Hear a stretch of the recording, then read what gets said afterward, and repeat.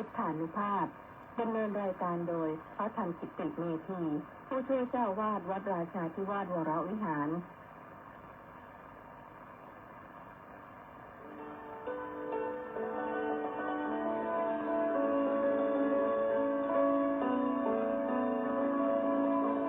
ได้เวลามาฟังพุทธานุภาพเพื่อรับทราบพุทธธรรมคำสั่งสอนเสริมมงคลให้ชีวิตตอนหลับนอนและพักผ่อนสุขสบายกายใจเทิน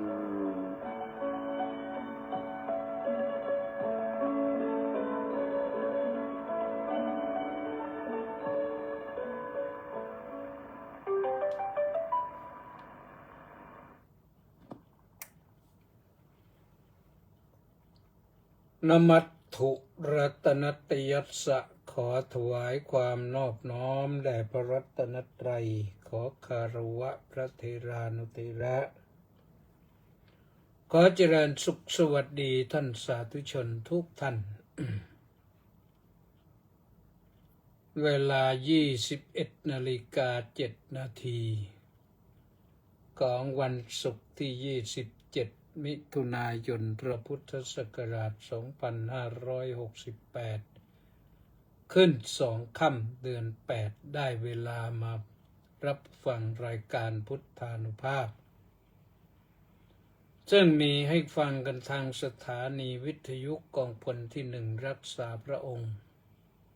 คลื่น AM 1,350 กิโลเฮิรตซ์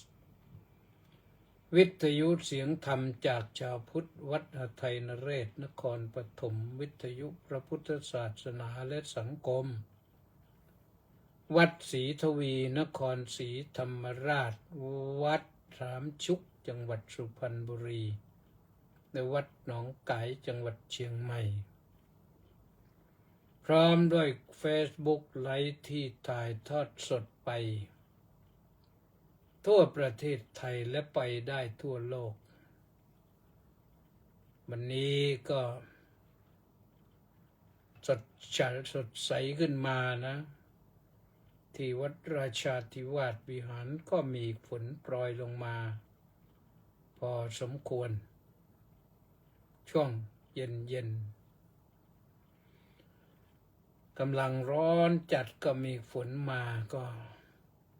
ทำให้สดชื่นรื่นหัวใจต้นไม้นี่ดูเหมือนว่าจะยิ้มเลยเขียวขจีสดชื่นสบายนะคนก็สบายด้วยแหละที่อยู่กับที่นะแต่คนที่อยู่บนท้องถนนอาจจะลำบากใจหน่อยก็ถือว่าเราอยู่ใต้ฟ้าไม่ใช่เป็นเฉพาะเรานะคนอื่นเขาก็เป็นกันเยอะเขาก็โดนฝนเยอะภาคเหนือนั่นหลายจังหวัดฝนตก 70% ภาคอีสานก็หลายจังหวัดฝนตก 70%เมื่อวานนี้เขาบอกว่ากรุงเทพนี่ประมาณ 60% ก็ถึงวัดราชาภาคใต้ตอนนี้จะน้อยหน่อยอยู่ที่เพชรบุรีประจวบคีรีขันธ์ไปถึงชุมพรแล้วก็หายไปก็ลงไปนอนแหละยะลานราธิวาสมันจะมีฝนก็เว้นบ้างนะเว้นวรรคธรรมดาฝนเว้นวรรคให้คนปลูกทุเรียนถ้าทุเรียนออกใหม่ๆนี่มันหล่นหมดเหมือนกันนะถ้าลมแรงๆนะโอ้โหเพราะทุเรียนมันลูกโตๆใหญ่ๆหล่นหายหมดเหมือนกันนะ วันนี้ก็จะมาปรารภถึงเรื่อง เกี่ยวกับพรรษานะเรื่องอธิษฐานพรรษา การเข้าพรรษานี่ต้องมีอธิษฐานจิตนะอธิษฐานเนี่ยต้องอยู่คู่กับสัจจะด้วย บางทีเขาก็ต้องใช้คำว่าสัตยาธิษฐาน หรือสัจจาธิษฐานถ้าสัตยานั่นมันเป็นผสมแล้วคำผสมสัตยะนั่นมันเป็นภาษาสันสกฤตแต่สัจจะนั่นเป็นภาษาบาลีใช้ได้ทั้งสองสัตยาธิษฐานสัจจาธิษฐานมีประโยชน์ในเวลาแต่งกับกลอนโคลงฉันนั่นมันทำให้ศัพท์มันสั้นมันยาวมันใช้รัศะขึ้นมาอะไรต่างๆเสียงสั้นเสียงยาวกันมีประโยชน์ตรงโน้นนอกจากนั้นก็เหมือนกันแหละผู้ใช้ได้ค่าเท่ากันทีนี้อธิษฐานพรรษานี่คืออะไรล่ะก็คือความตั้งใจมั่นที่อยู่คู่กับสัจจะนั่นแหละอธิษฐานแล้วต้องทำให้ได้อธิษฐานพรรษาก็คือตั้งใจอยู่ประจำที่ครบ3 เดือน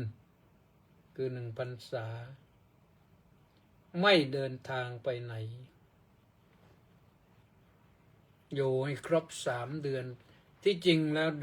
ฤดูฝนมันก็4 เดือนนะเนี่ยตั้งแต่กลางเดือน8ไปถึงกลางเดือน12กลางเดือน8กลางเดือน9กลางเดือน10กลางเดือน11กลางเดือน12พอกลางเดือน8นี่ไม่นับนะต้องเป็นมันไม่นับเป็นเดือนพอเริ่มจะต้องไปนับกลางเดือน9กลางเดือน10กลางเดือน11กลางเดือน12นั่นแหละถึงจะเรียกว่า4 เดือนทีนี้ใน4 เดือนนี่ท้ายฤดูฝนนี่ก็ไม่ค่อยลำบากเท่าไหร่แล้วมันไม่เส้นทางอะไรก็ไม่ค่อยจะนั่นที่ฝนตกหนักก็ได้แก้ไขแล้วถนนหนทางปรับปรุงแล้วก็พอเดินทางไปได้อย่างปัจจุบันนี่ถ้าฝนแรงๆมาเนี่ยก็เกิดกระแสน้ำหลากถนนขาดบ้างอะไรบ้างพอถนนขาดก็ต้องซ่อมกันทีนี้พอปลายเนี่ยฝนมันตกไม่หนักแล้วถนนก็ไม่ค่อยขาดเดี๋ยวนี้นี่ถือว่าเป็นเรื่องปกตินะถึงฤดูฝนนะต้องมีน้ำท่วมก็ส่วนมากก็จะแห้งเร็วไหลตุ่มตั้มลงไปหมดแล้วเลือกสวนไร่นาพังไปแล้วถนนขาดแล้วก็ทิ้งไว้แต่ซากเป็นอย่างนั้นต้นไม้พืชสวนไร่นาน้ำชะพาลากไปหมดแล้วเหลือแต่อะไรพวกซากให้เจ้าของสวนเจ้าของไร่เจ้าของนาเนี่ยยืนเศร้ากันอยู่เพราะว่ามันเอาไปหมดแล้วน้ำเอาไปหมดแล้วก็จะเป็นอย่างนั้นนะแต่เพราะฉะนั้นในพระนี่พระพุทธเจ้าให้จำพรรษาคือฤดูฝนนี่ไม่ควรจะเดินทางไปไหนมันเสี่ยงอันตรายก็เสี่ยงนอกจากเสี่ยงอันตรายแล้วก็ถ้าไม่เสี่ยงอันตรายภาคพื้นมันก็เสี่ยงอันตรายที่มาจากฟากฟ้า เดินไปเดินมาเป็นแถวเดี๋ยวไม่รู้ใครจะมาเดินด้วยเทวดาฟ้าดินเห็นก็สงสัยก็เลยก็สัดเปรี้ยงออกไปว่าไม่กี่วันนี้เขามีคลิปให้ดูนะคลิปนี้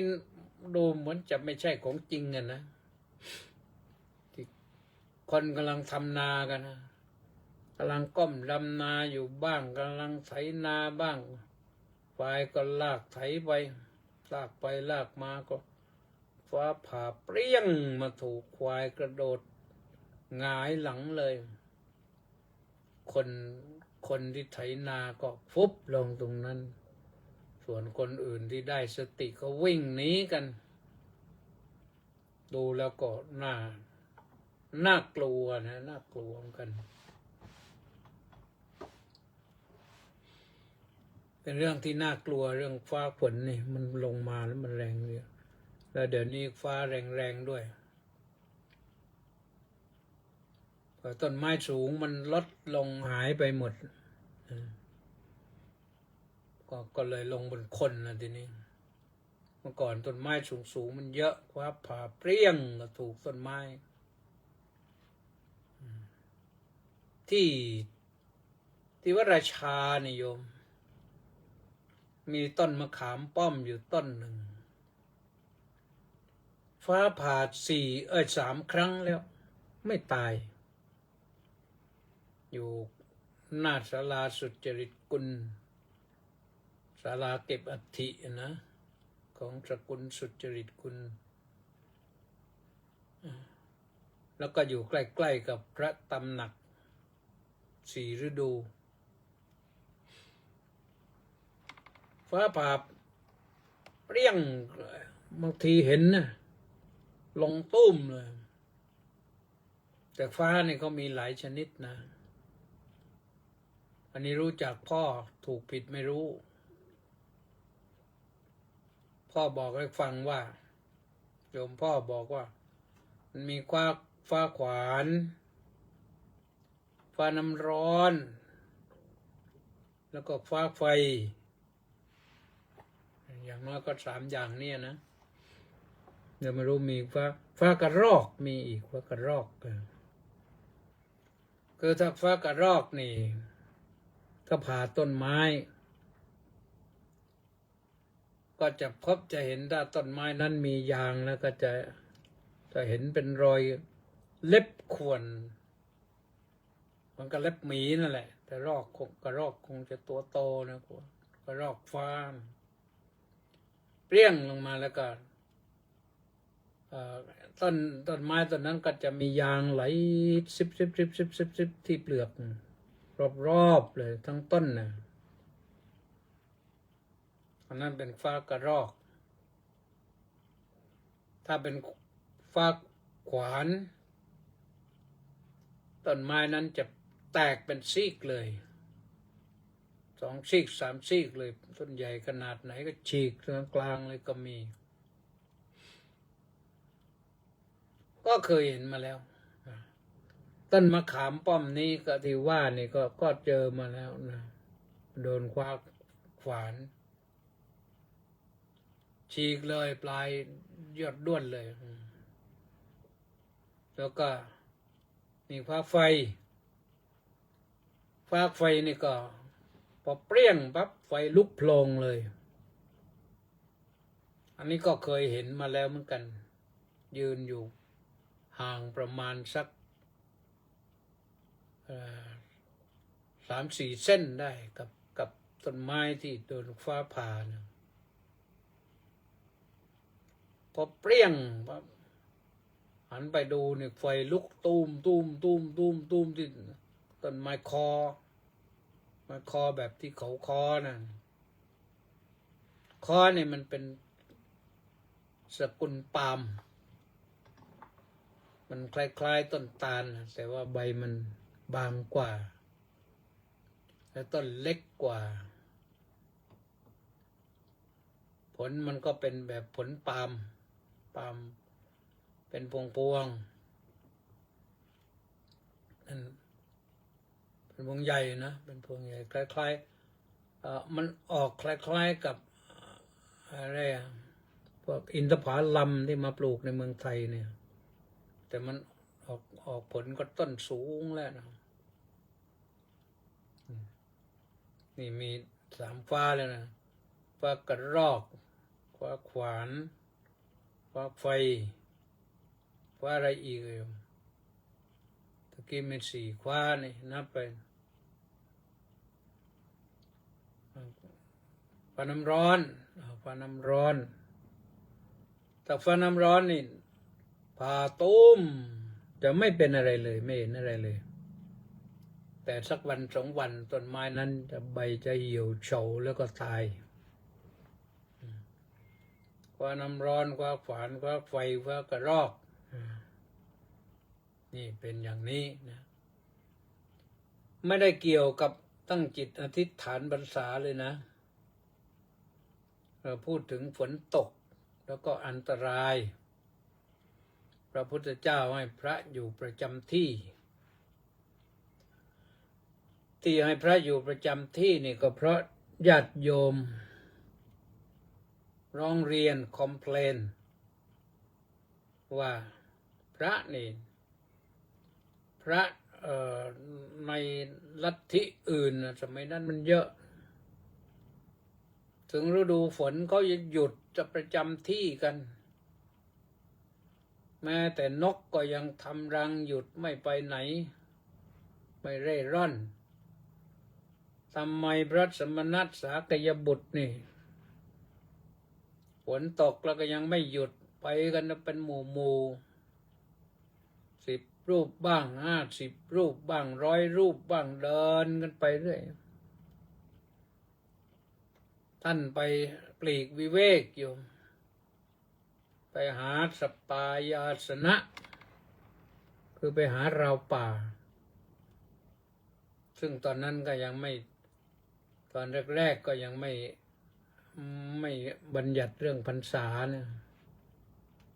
ก็เลยพระก็ไปกันเรื่อยทีนี้พอถูกชาวบ้านร้องเรียนก็พระพุทธองค์ก็ประชุมสงฆ์สอบถามว่าที่เขาร้องเรียนมาอย่างนี้นี่มันเราควรจะปฏิบัติอย่างไรให้มันถูกต้องอย่าให้เป็นที่ครหาอย่าเป็นที่ตำหนิของชาวบ้านเพราะชาวบ้านที่ศรัทธาก็มีที่ไม่ศรัทธาก็มีเขาก็ว่าไปตามเรื่องของเขาแหละ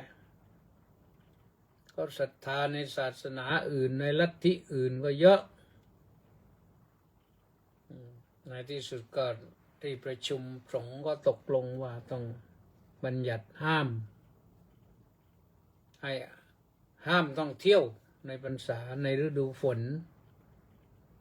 ตอนนั้นไม่พูดว่าพรรษาหรอกแต่พูดว่าฤดูฝนวัฏกาลซึ่งก็พอบัญญัติแล้วพระก็สงสัยแล้วการเข้าพรรษานี่จะเข้าอย่างไรออกอย่างไรพระพุทธเจ้าก็ให้อธิษฐานอยู่ประจำที่3 เดือนถ้ายังไม่จบในที่สุดพระก็สงสัยอีกก็เมื่อมีประชุมสงฆ์ก็ทูลถามอีกแล้ว3 เดือนนี่จะกำหนดเอาจากไหนถึงไหนเรียกว่า3 เดือนหลังก็เลยมีข้อพระพุทธวินิจฉัยขึ้นมาว่าการอธิษฐานจำพรรษานี่นะอธิษฐานวันแรม1 ค่ำเดือน 8แล้วก็ไปออกก็วันแรม1 ค่ำเดือน 11เหลือฤดูฝนท้ายฤดูฝนเดือน 1เดือนท้ายฤดูฝนก็ให้เหลือไว้เดือน 1เพื่อเป็นเดือนแห่งการแสวงหาผ้ามาทำจีวรเสร็จแล้วก็จะได้รับกฐินกันรับกฐินเสร็จแล้วก็ รจะเดินทางไปไหนจะไปปลีกวิเวกจะไปแสวงหาที่บำเพ็ญสมณธรรมก็ไปได้เนี่ยไปตรงนั้นแค่นั้นยังไม่พอบางท่านมาอธิษฐานพรรษาไม่ทันสมมุติว่าตั้งใจว่าท่านอยู่สมมุติท่านอยู่ยุโรป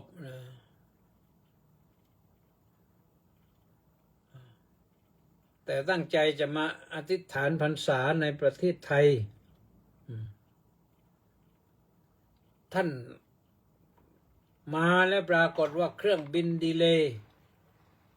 มาอธิษฐานไม่ทันวันเข้าพรรษาทำอย่างไรพระพุทธองค์ก็อนุโลมว่า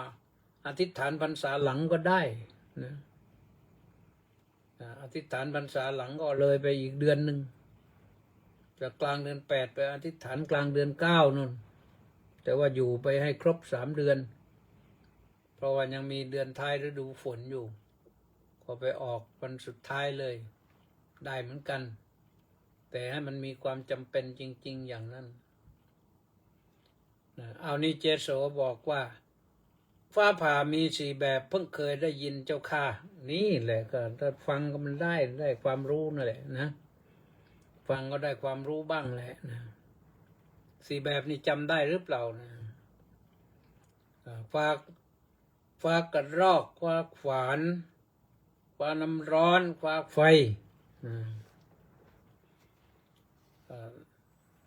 ลืมบอกตะกี้ฟ้าขวานนี่ฟ้าขวานนี่มันถ้าผ่าปั๊บนี่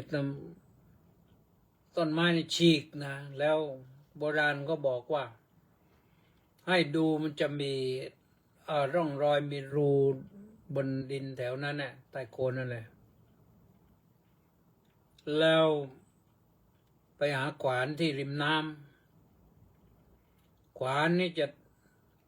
ดำดินไปโผล่ริมน้ำเช่นริมคลองริมคูริมอะไรเนี่ยคูน้ำเนี่ยจะไปออกอย่างนั้นนะเป็นหินขวานเอามาใช้ประโยชน์ได้นะประโยชน์อะไรบ้างก็ต้องถามหมอฟ้านะก็เป็นนั้นว่าต้องอธิษฐานพรรษาอธิษฐานนี่ที่จริงไม่ใช่คำอธิษฐานไม่ใช่ยากอะไร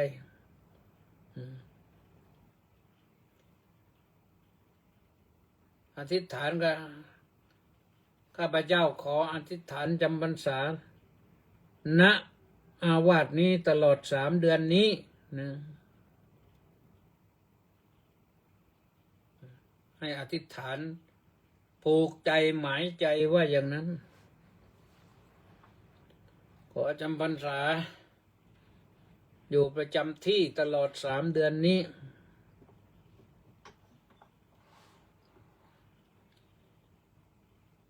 แล้วก็อธิษฐานซ้ำที่กุฏิอีกทีหนึ่งเป็นที่พระอุโบสถนะอธิษฐานพร้อมกันรวมกันท่านใช้คำว่าอิมัตสมิงอาวาเซอิมังเตมาสังวัดสังอุเปมะนี่พร้อมกันลงอุเปมะข้าพเจ้าขออธิษฐานจำพรรษาในอาวาสนี้ตลอด3 เดือนนี้แค่นั้นแหละแต่ประกาศให้รู้ทั่วกันนะพระทุกรูปรู้ทั่วกันได้ยินเสียงพร้อมกันท่านให้อธิษฐานเป็นรายบุคคลก่อนพออธิษฐานเป็นรายบุคคลเสร็จก็อธิษฐานรวมกันพร้อมกัน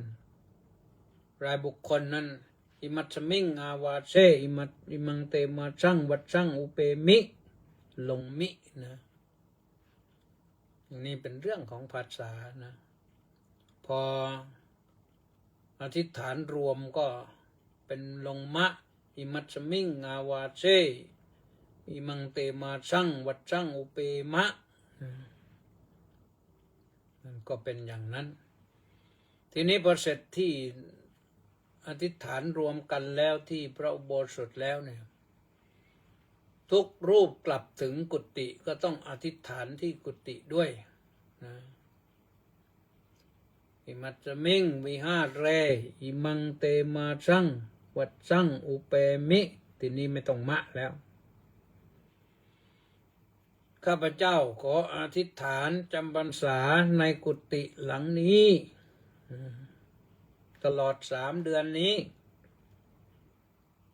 ต้องใช้อิมัสมิงนะ3 เดือนนี้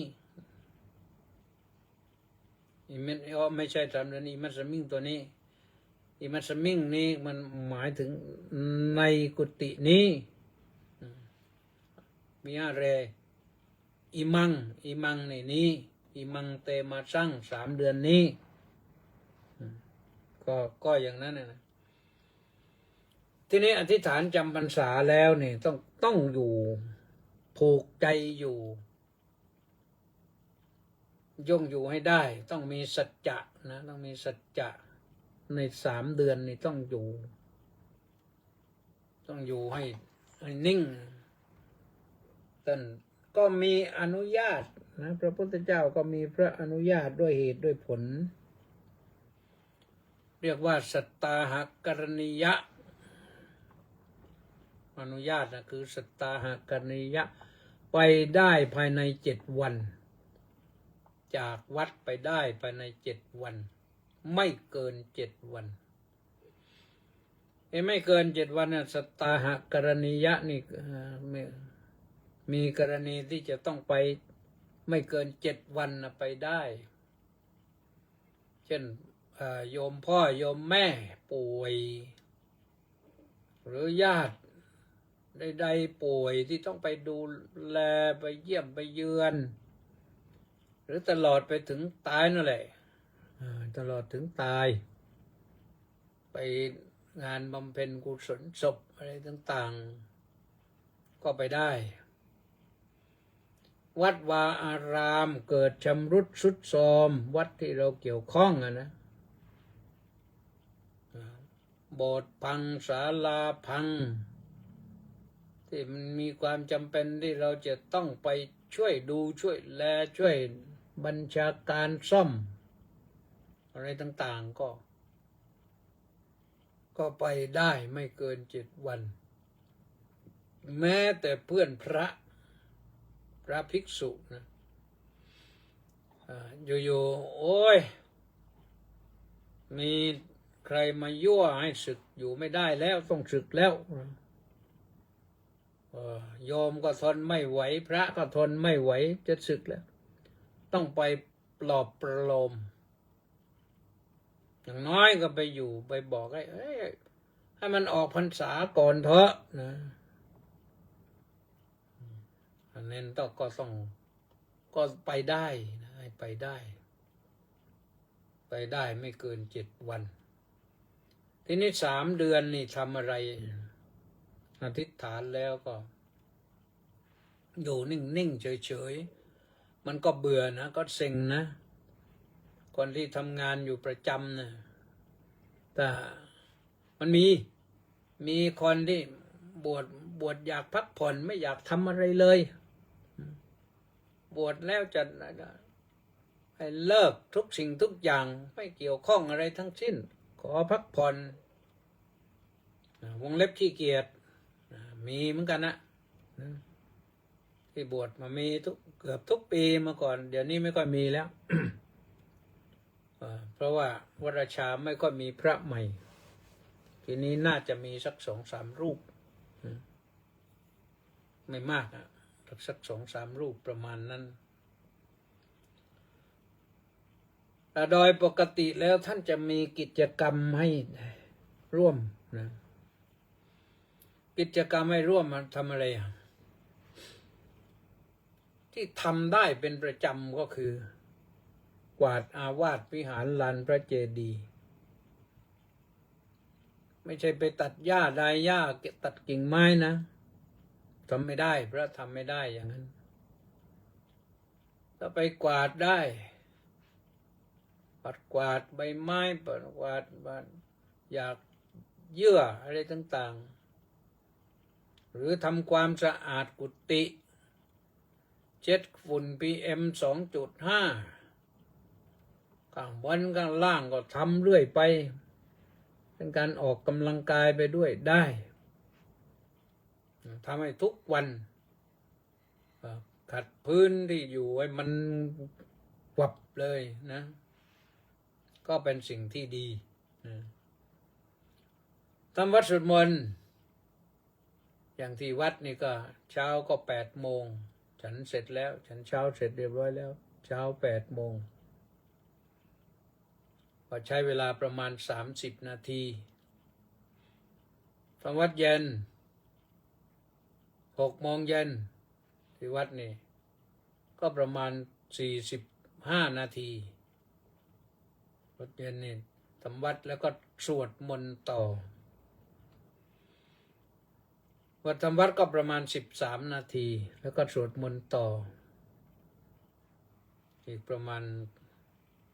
20 นาที33ก็ประมาณหรือถ้าสูตรยาวก็ไปถึงโน่นน่ะ6:40 45ตรงนั้นก็จบแล้วทำให้ทุกวันมีนะพระ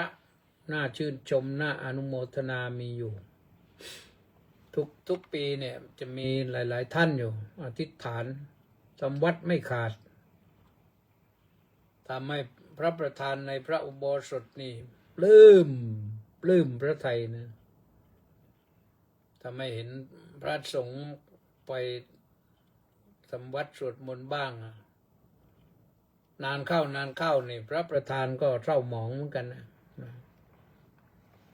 ไม่รู้จะอยู่กับมีแต่โยมไปกราบกลางวัน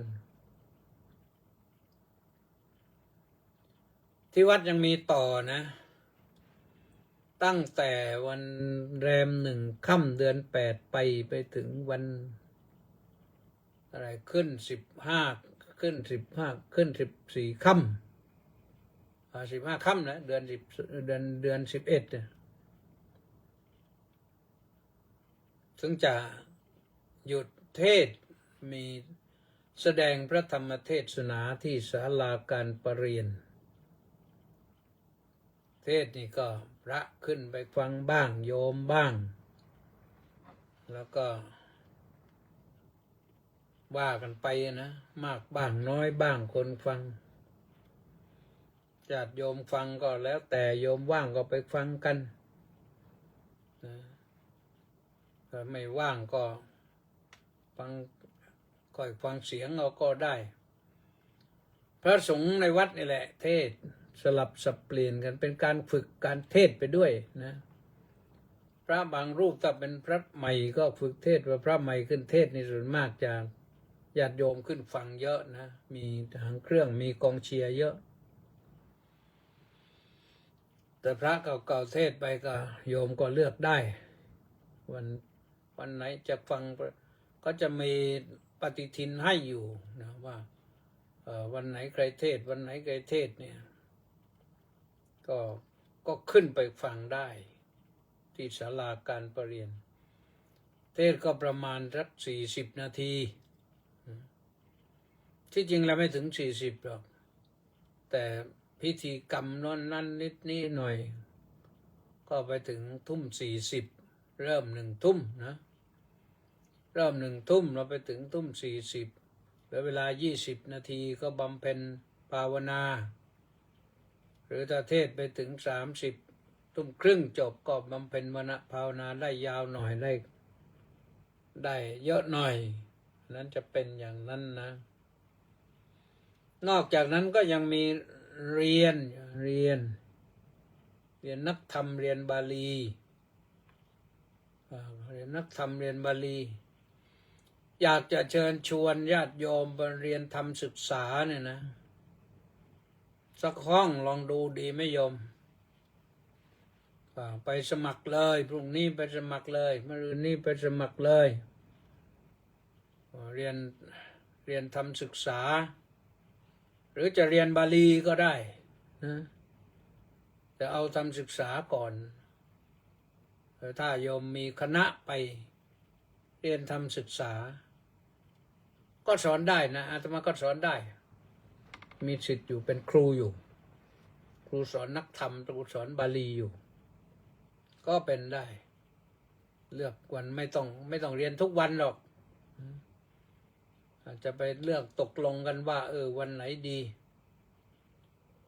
แต่อาตมาภาพเองนี่ถ้าไม่มีเรื่องงานสอนอย่างนี้ก็จะมีกิจกรรมอื่นทุกวันแหละนะไม่รู้จะทำอะไรก็นั่งแต่งกันเทศหน้าคอมพิวเตอร์ก็ไปได้หลายกันนี่ค้างไว้หลายวันแล้วไม่ได้เทศต่อขาพิการไปแล้วนะนั่งเมื่อยขานะเพราะฉะนั้นบำเพ็ญวัดนะที่จริงวัดนะท่านบอกไว้นะลองอุโบสถทำสังฆกรรมปาติโมกข์บิณฑบาตไหว้พระสวดมนต์ปัดกวาดวัดวิหารรักษาผ้าครองก่อนผมปลองหนวดปฏิบัติวัฏฐากุปชาอาจารย์แสดงอาบัติปัจเจเวกขณะอันนี้เป็นวัด10 อย่างที่มีอยู่ใน12 ตำนานนะส่วนมากพระที่บวชพรรษาเดียวท่านก็จะได้รู้แหละนะเป็นเรื่องปกติธรรมดานะสำคัญที่สุดสำคัญก็คือเรื่องต้องตั้งจิตอธิษฐานนะเวลาจะหมดแล้วอนุโมทนาสาธุการกับเฉลิมวันนี้เฉลิมมาแล้วหายไปหลายวันเฉลิมและ FC อีก732 คนวันนี้ออนไลน์เข้ามานะสาธุนะเราตั้งใจอธิษฐานทำให้จริงจังนอกจากเรื่องที่ว่ามาแล้วในโยมนั้นสำหรับพระแล้วก็โยมที่อยู่วัดนะโยมที่ไม่ค่อยจะได้เข้าวัดก็อธิษฐานได้อธิษฐานให้มุ่งมั่นขยันทำความดีสิ่งนี้ทำให้เสร็จใน3 เดือนนี้นะเห็นผลเลยนะถ้ามุ่งมั่นอย่างนั้นเห็นผลเลยมีสัจจาธิษฐานสัตยาธิษฐานว่าต้องทำให้เสร็จเพราะฉะนั้นต้องได้อย่างนั้นต้องไปแบ่งเวลาว่าวันหนึ่งต้องทำให้ได้เท่าไหร่สัปดาห์หนึ่งได้เท่าไหร่เดือนหนึ่งทำได้เท่าไหร่แล้วก็จะเห็นผลเลยนะว่าเราจะเห็นผลงานของเราเองว่าเท่านั้นอีกอย่างหนึ่งอธิษฐานโยมอธิษฐานลดละเลิกอบายมุขไง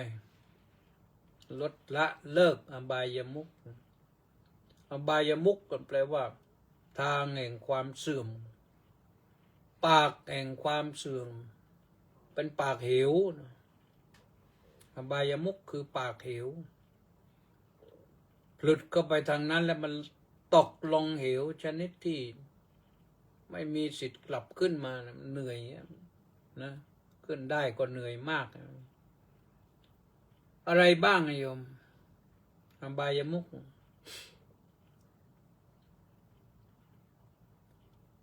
ก็ความเป็นนักเลงทั้งหลายนักเลงท่องเที่ยวหญิงชายนักเลงสุรานักเลงพนันนี่สิ่งเหล่านี้โน่นถ้าจะเล่นก็ต่อไปก็ไปเล่นใน entertainment complex นั่น entertainment complex นั่นจะไปมันได้ถูกกฎหมายหรือไม่ไปนั่นก็มีช่องทางให้เล่นหวยเยอะเดี๋ยวนี้หวยไทยหวยลาวหวยมาเลเซียหวยหุ้นหวยออมสินหวยอะไรเขาเล่นกันทั้งนั้นแหละนะพระจะบอกว่าอย่าเล่นหวยโยมโยมก็บอกว่าพระนี่ไม่ฉลาด ก็เล่นกันทั้งบ้านทั้งเมืองแล้ว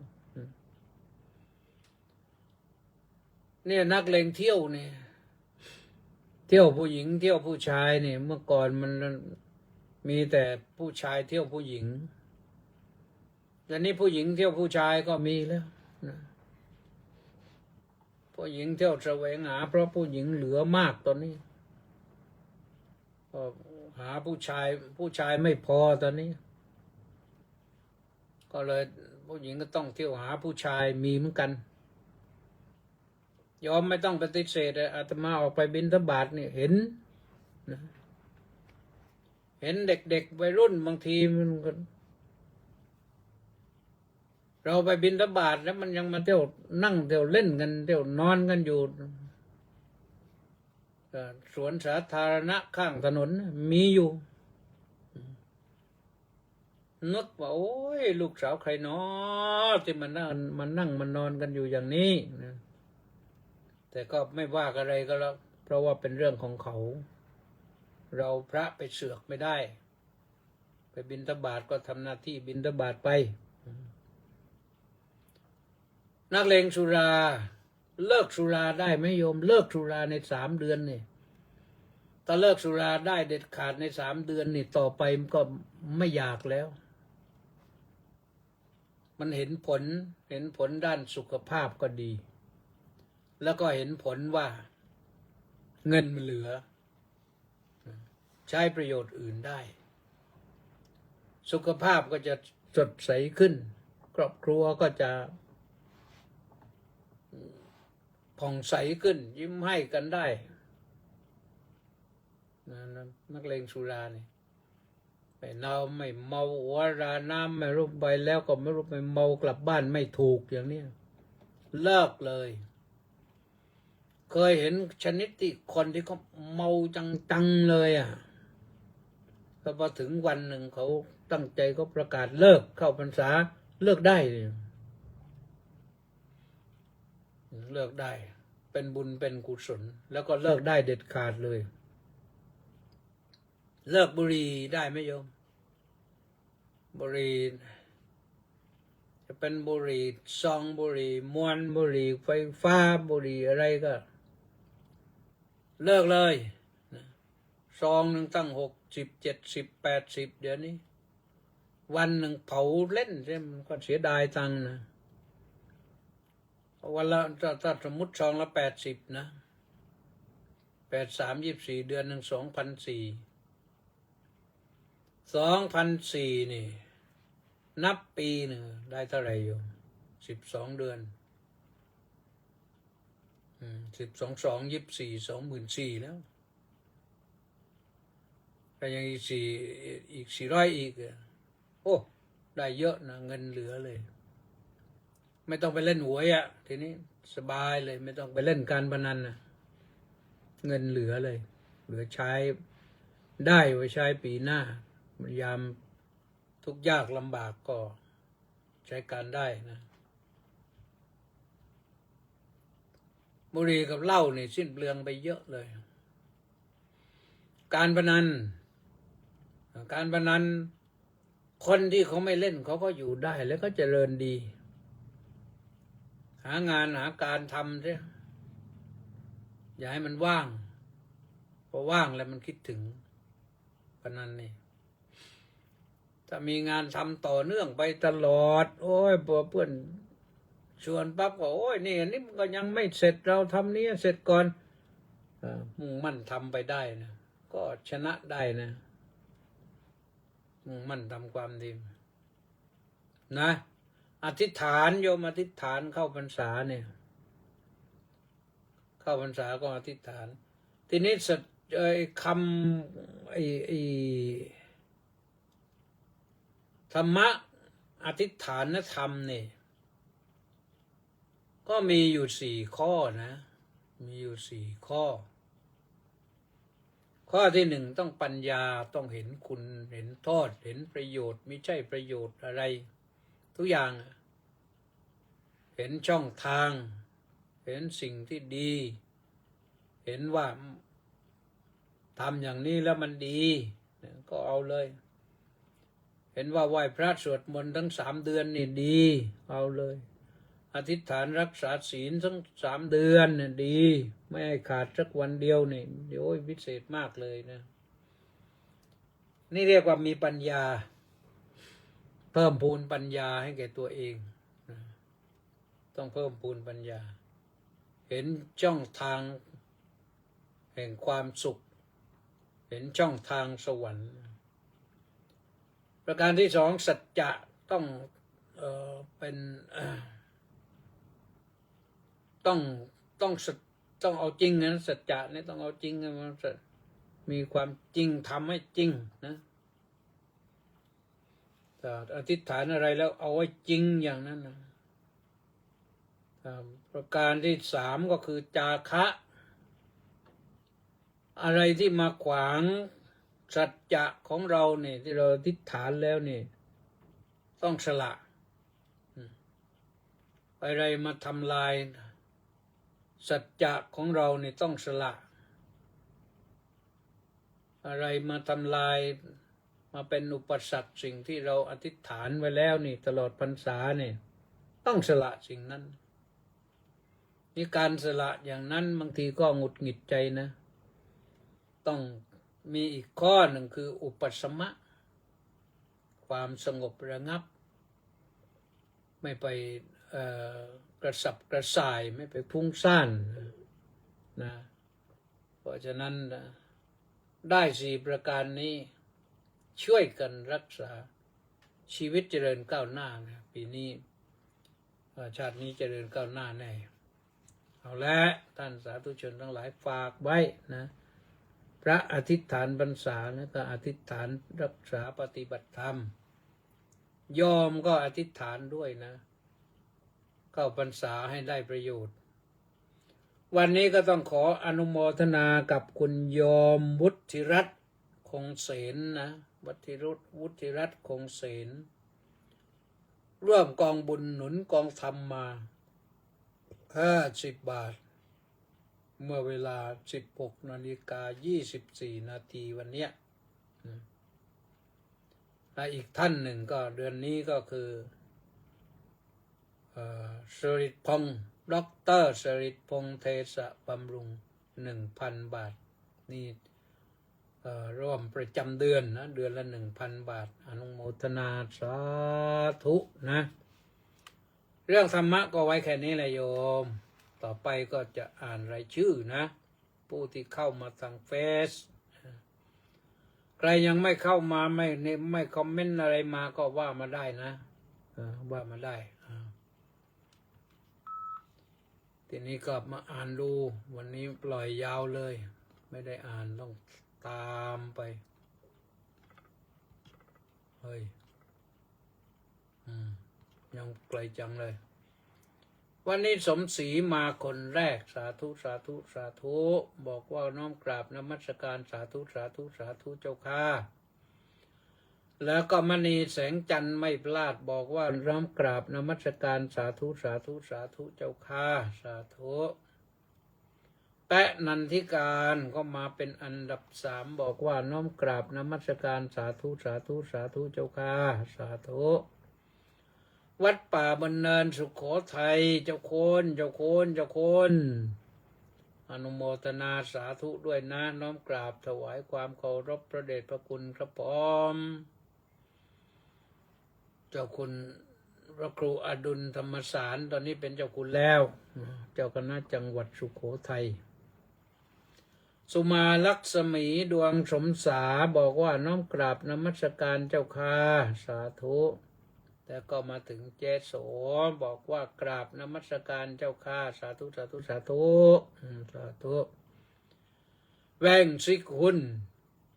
บอกว่าขอน้อมนมัสการขอนอบน้อมนมัสการพระเดชพระคุณท่านเจ้าคุณด้วยความเคารพครับผมสาธุสาธุสาธุสาธุอีกไหมมัคคณาโมเมก็บอกว่ากราบนมัสการสาธุเจ้าค่ะสาธุแล้วก็ณภาปราณีบอกว่ากราบนมัสการเจ้าค่ะสาธุ แม่ชีสมใจบอกว่าสาธุสาธุสาธุสาธุเจ้าค่ะสาธุนายจริงใจนี่นายจริงใจก็บอกว่ากราบสาธุครับว่างั้นสาธุสุพรรณีวันดีบอกว่าสาธุสาธุสาธุสาธุธราเทศจันสกุลบอกว่ากราบนมัสการครับท่านเจ้าคุณอนุโมทนาสาธุครับชื่อเว็บไซต์การ์ตูนพุทธศาสดาพุทธอ่านเอาเองแล้วกันนะพุทธศาสดา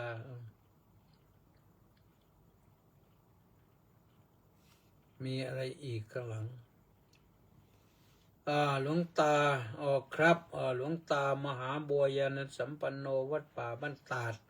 จังหวัดอุดรธานีเป็นผู้ตั้งชื่อภาพยนตร์การ์ตูนเรื่องนี้เพื่อการเผยแผ่เป็นธรรมทานที่ถูกต้องตามพระไตรปิฎกและหลักฐานอ้างอิงครับสาธุสาธุใครสนใจก็ตามไปดูนะ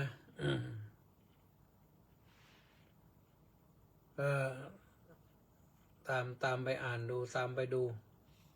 อาตมาดูการ์ตูนไม่เป็นทุกการ์ตูนดูไม่เป็นอ่านไม่ออกแต่การ์ตูนเล่านิทานนี่น่าจะอ่านออกนะต้าสิทธิมงคลนมัสการสาธุครับสาธุจันทระชัยทัศน์นามสกุลขึ้นก่อนนะพรุ่งนี้จะบวชแล้วเนี่ยขอกราบนมัสการพระเดชพระคุณท่านเจ้าคุณด้วยความเคารพอย่างสูงครับสาธุสาธุสาธุสาธุประสานเรืองดิษฐ์นึกว่าหายไปแล้วกราบสาธุอนุโมทามิสาธุขวัญตาพอบำรุงบอกว่ากราบเท้านมัสการด้วยความเคารพยิ่งเจ้าค่ะสาธุสนอโสมนัสก็บอกว่ากราบนมัสการครับท่านสาธุแล้วก็มาถึงเจโสบอกว่าฟ้าผ่ามี4แบบเพิ่งเคยได้ยินเจ้าค่ะเอาตามไปสังเกตดูต่อไปตามไปสังเกตดูมันเป็นยังไงสริตพงษ์แทสะบำรุงสาธุครับพระอาจารย์สาธุไพศาลรัตนวงศ์กุลบอกว่ากราบนมัสการครับสาธุเฉลิมชัยASก็บอกว่าน้อมกราบถวายความเคารพอย่างสูงครับสาธุป้าจ่ายจินดาน้อมกราบสาธุสาธุสาธุเจ้าค่ะสาธุกิมอินบุญแท่นกราบนมัสการเจ้าค่ะสาธุสาธุสาธุสาธุเจ้าค่ะสาธุหาในครบมันทองใสราชโคตรบอกว่าน้อมกราบนมัสการหลวงพ่อเจ้าคุณขอรับสาธุสาธุสาธุสาธุนิพนธ์ลักษณะบิลาศน้อมกราบนมัสการพระคุณท่านครับสาธุสาธุสาธุก็จบพอดีตรงนี้ก็หมดเวลาพอดีนะฟังแล้วก็แชร์บ้างนะแชร์เรื่องแชร์เป็นเรื่องสำคัญแชร์นั้นได้บุญมากๆสาธุพบกันใหม่วันพรุ่งนี้นะต่างเฟซอย่างเดียวสาธุ